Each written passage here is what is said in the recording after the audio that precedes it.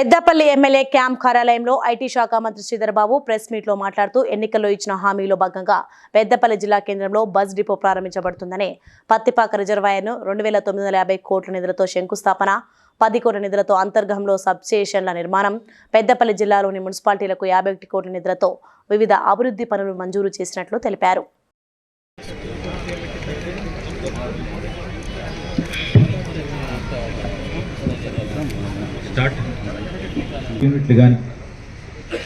ఇవాటి నుంచి మొదలుపెట్టే 3 వారికి ఇప్పించి లోన్స్ ఇప్పించి వారి కాళ్ళపైన వారు నిలబెట్టే కార్యాచరణలో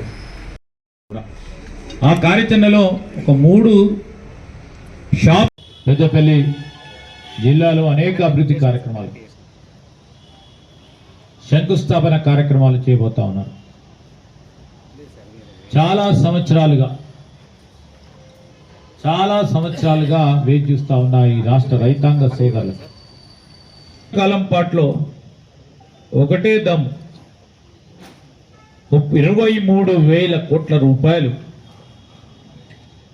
ప్రభుత్వం తరఫున రుణమాఫీ చేయటం అనేది ఓ గొప్ప కార్యక్రమం. ఏ రాష్ట్రంలో కూడా ఇంత పెద్ద ఎత్తున ఒకటేసారి 2 లక్షల రూపాయల వరకు రుణాలు తీసుకున్న రైతు సోదరులకి